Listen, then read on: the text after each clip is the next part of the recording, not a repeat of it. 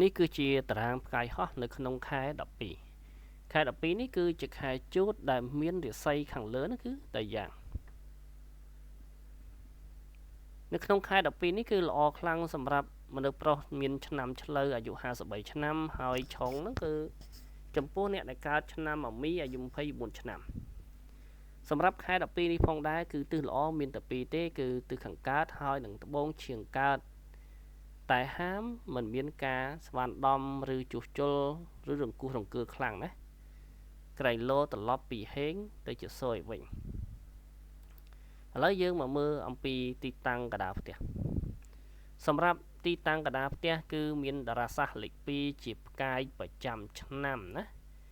មកជួបជាមួយនឹងតារាសាស្ត្រលេខ1ដែលជាផ្កាយប្រចាំខែ12ការជួបគ្នារវាងតារាសាស្ត្រលេខ1និងលេខ2នេះវាបង្កើតផលចំណេញចំពោះមនុស្សស្រីវ័យចំណាស់អាចនឹងមានលៀបណាផ្នែកហិរញ្ញវត្ថុឬក៏សំណាងទៅលើរឿងលុយរឿងកាក់នេះឯងបង្គំរបស់តារាសាស្ត្រលេខ1និងលេខ2នេះក៏បានផលវិបាកផ្ដល់ផលវិបាកផងដែរណាអំពីបញ្ហាសុខភាពការកើតឡើងវិញឬការរើឡើងវិញនៃជំងឺក្រពះពោះវៀនឬបញ្ហារំលាយអាហារចំពោះមនុស្សប្រុសវ័យកណ្ដាលប្រឈមខ្លាំងទៅនឹងជំងឺតម្រង់នោមហើយចំពោះស្ត្រីដែលរៀបការរួចមានបុត្រត្រូវមានការប្រុងប្រយ័ត្នណាយើងដឹងស្រាប់ហើយថាតារាសាស្ត្រលេខ2ឬផ្កាយលេខ2នេះគឺជាផ្កាយដីយិននេះសបោទឹកស្រាប់ហើយពេលមកជួបជាមួយតារាសាស្ត្រលេខ1ប្រចាំខែ12ដែលជាតារាសាស្ត្រធាតុទឹកនេះទៀតគឺបង្កើតជាបញ្ហាទឹកច្រើនណាទឹកច្រើនពេកធ្វើឲ្យដីនេះគឺទន់ខ្លាំងអាចនឹងមានបញ្ហាខូងដីឬក៏បាក់ដីជាពិសេសតំបន់ភ្នំនេះតែម្ដងអញ្ចឹងត្រូវមានការប្រុងប្រយ័ត្នណាចំពោះទីតាំងកណ្ដាលផ្ទះយើងអាចប្រើប្រាស់ធាតុមាសឬលោហៈធាតុដើម្បីបង្កើតលាបនិងបន្ថយបញ្ហាណាឥឡូវយើងបន្តមកទៀតអំពីទិសខាងកើតវិញម្ដងណាទិសខាងកើតគឺហេងខ្លាំងដោយហេតុថាមានតារាសាស្ត្រលេខ9ធាតុភ្លើងមកជួបជាមួយតារាសាស្ត្រលេខ8នេះគឺភ្លើងជំនួយដីណាធ្វើឲ្យបានផលល្អកើតឱកាសណានឹងមានភាពល្បីល្បាញនឹងកើតប្រាក់ចំណូលខ្លាំងណាហើយក៏កើតទ្រព្យសម្បត្តិនៅទីតាំងនេះដែរចំពោះទីតាំងទិសខាងកើតនេះគឺយើងអាចថែមភ្លើងឬដីដើម្បីបង្កើតលាភសំណាងនេះគឺទិសខាងកើតណាហើយសម្រាប់អ្នកមានមុខផ្ទះឬទ្វារផ្ទះបែរមុខទៅទិសខាងកើតគឺក្នុងខែនេះមានលាភចូលហើយឥឡូវយើងមកបន្តទៀតទិសល្អទី2គឺទិសត្បូងឈៀងកើតត្បូងឈៀងកើតនេះក៏បានផ្កាយ3ដែរណាសម្រាប់ទិសត្បូងឈៀងកើតគឺមានតារាសាស្ត្រលេខ9មកជួបជាមួយតារាសាស្ត្រលេខ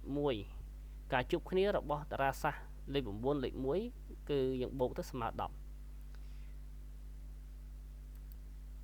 អញ្ចឹងការផ្គុំគ្នាគឺល្អខ្លាំងណាផលល្អគឺអាជីវកម្មនឹងមានការរីកចម្រើនភាពល្បីល្បាញណាហើយទំនាក់ទំនងល្អរវាងប្តីនិងប្រពន្ធនៅក្នុងទិសនេះហើយដើម្បីបន្ថែមលាភសំណាងនោះគឺយើងអាចប្រើប្រាស់ឬថែមភ្លើងនិងថែមធាតុមាសដើម្បីបង្កើតលាភសំណាងឥឡូវយើងមកមើលអំពីទិសត្បូងវិញម្ដងទិសត្បូងក្នុងខែនេះគឺអត់ល្អទេមានផ្កាយលេខ5ចចូលណានេះដែលមកជួបជាមួយនឹងផ្កាយលេខ6ជាធាតុមាសផលវិបាកគឺនាំគ្រោះថ្នាក់ការបាត់បង់អំណាចនិងការទុកចិត្តណាហើយក៏មានការបាក់ទឹកចិត្តលាយឡំគ្នាផងដែរនៅក្នុងទិសនេះអញ្ចឹងក្នុងទិសត្បូងក្នុងខែនេះគឺហាមរំគោះរំកើស្វានដំឬជួសជុលណាបើអាចគិតបានគឺកុំប្រើប្រាស់ទិសខាងត្បូងអីដូចជាអង្គុយធ្វើការឬក៏គេងនៅទីហ្នឹងណាឥឡូវយើងបន្តមកដល់ទិសត្បូងឈៀងលិចត្បូងឈៀងលិចឃើញថាខែ12នេះក៏អត់ល្អដែរ ដែលមានតារាសាស្ត្រប្រចាំឆ្នាំនឹងផ្កាយលេខ8ធាតុដីមកជួបជាមួយនឹងផ្កាយលេខ7ជាតារាសាស្ត្រប្រចាំខែធាតុមាសផលវិបាកនឹងធ្វើឲ្យខាត់បងលុយកាក់ណារឿងស្រីញីតែម្ដងចំនួនប្តីប្រពន្ធនិងបញ្ហាចោរកម្មដើម្បីបន្ថយបញ្ហាគឺហាមជួសជុលណាហើយថែមទឹកណាថែមទឹកធាតុទឹកនៅទីនោះដើម្បីបន្ថយបញ្ហាឥឡូវយើងមកមើលទៅដល់ទិសខាងលិចទិសខាងលិចគឺមានផ្កាយលេខ4ជាផ្កាយប្រចាំឆ្នាំមកជួបជាមួយផ្កាយលេខ3ធាតុឈើដូចគ្នាជាផ្កាយប្រចាំខែការផ្គុំគ្នារវាងតារាសាស្ត្រទាំងពីរនេះវាបង្កើតមកទៅជាផលវិបាកពាក់ព័ន្ធនឹងចំនួនណាគឺទីតាំងនេះឆ្លោះប្រកែកគ្នាណាចំពោះទីតាំងទិសខាងលិចគឺហាមស្វានដំជួសជុលហើយយើងអាចដាក់ធាតុភ្លើងណាដើម្បីបន្ថយបញ្ហានេះឥឡូវយើងបន្តទៀតណាទិសជើងឈៀងលិចជើងឈៀងលិចនៅក្នុងខែនេះគឺមានតារាសាស្ត្រលេខ2ចចូលហើយមានផ្កាយប្រចាំឆ្នាំនេះគឺលេខ3ផលវិបាកគឺជំងឺការថប់អារម្មណ៍និងការឆ្លោះប្រកែកគ្នាក្នុងក្រុមគ្រួសារណាទីតាំងនេះត្រូវសម្អាតក្រែងលោមានជំងឺដង្កាត់កើតឡើងចំពោះទិសនេះក៏ហាមជួសជុលស្វានដំដែរហើយដើម្បីបន្ថយឥទ្ធិពលនៃតារាសាស្ត្រលេខ2និងលេខ3នេះយើងអាចថែមមាសបានណាថែមលោហៈធាតុឥឡូវយើងងាកមកមើលទៅលើទិសខាងជើងវិញម្ដងចូលទិសខាងជើងគឺមានតារាសាស្ត្រលេខ7ជាផ្កាយប្រចាំឆ្នាំមកជួបជាមួយផ្កាយលេខ6ជាផ្កាយប្រចាំខែនេះគឺជាគូធាតុមកជួបគ្នាណាការផ្គុំរបស់គូធាតុនេះវាបានផ្ដល់ផលវិបាកធ្វើឲ្យមានការបាត់បង់អំណាចនិងលៀបសក្ការៈក៏ព្រោះតែការនិយាយស្ដីឬមាត់នេះណាហើយក៏កើតជាការសោកសៅផងដែរចំពោះទីតាំងនេះចំពោះទិសនេះគឺហាមជួសជុលស្វានដំផងដែរហើយយើងអាចថែមធាតុទឹកកណាត់ជើងពណ៌ខៀវឬក៏ធាតុទឹកណាដាក់ដើម្បីបន្ថយបញ្ហានេះណាហាមជួសជុលស្វានដំឥ